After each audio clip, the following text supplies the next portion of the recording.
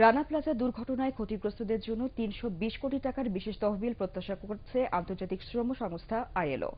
ক্ষতিপূরণ সহ শ্রমিকদের জীবনমান উন্নয়নে এগিয়ে আসতে ক্রেতা প্রতিষ্ঠান ও ব্র্যান্ড কোম্পানিগুলোকে আরও মানবিক হওয়ার তাগিদ দিয়েছে তারা। তবে শ্রম ও কর্মসংস্থান প্রতিমন্ত্রী মুজিবুল হক চুন্নু বলেছেন, ক্ষতিপূরণের চেয়ে শ্রমিকদের নিয়ে রাজনীতি বন্ধ হওয়া বেশি জরুরি।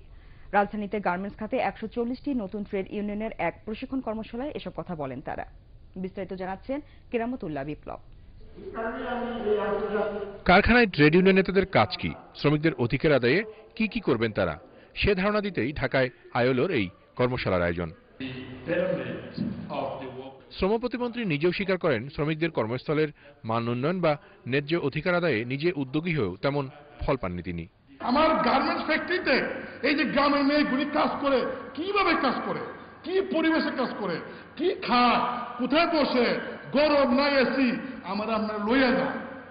আমি দেখতাম সে আপনারা লইয়া গিয়া ফিল্ডে কর্মক্ষেত্রে আমার মেয়েগুলি বসতে চাই, কেউ আমার আজ পর্যন্ত নেয় নাই।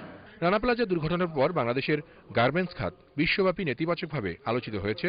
পাশাপাশি সারা বিশ্বে এ ধরনের দুর্ঘটনা মোকাবেলায় একটি মানসম্মত পরিকল্পনা তৈরি করা গেছে বলেও জানান শ্রমিক নেতারা। $40 মিলিয়ন করলেও এখন পর্যন্ত আমরা $17 মিলিয়ন আমাদের ট্রাস্ট ফান্ডে জমা হয়েছে। আমরা ব্র্যান্ডদের কাছে চাপ দিচ্ছি যে যাতে আমরা খুব দ্রুতই এই $40 মিলিয়ন আমাদের ফান্ডে জমা পড়ে। সাবেক প্রধান বিচারপতি খায়রুল হকের নেতৃত্বে গঠিত ট্রাস্ট ফান্ডের কমিশন থেকে নিহতদের পরিবার প্রতি $20,000 মার্কিন সমপরিমাণ আর্থিক সাহায্য পাওয়া যাবে বলেও জানান আইএলওর শ্রমিক প্রতিনিধি নেতারা। আমাদের এক্সপার্ট যারা অ্যাসেস করছেন তারা আমাদেরকে বলেছেন 3 থেকে 6 মাস সময় লাগবে। সংগৃহীত এই তহবিল থেকে রানা প্লাজায় ক্ষতিগ্রস্ত ৩,৬৩৯ জনকে বিক্যাশের মাধ্যমে 50,000 কোটি টাকা দেয়া হচ্ছে বলেও অনুষ্ঠানে জানান তারা।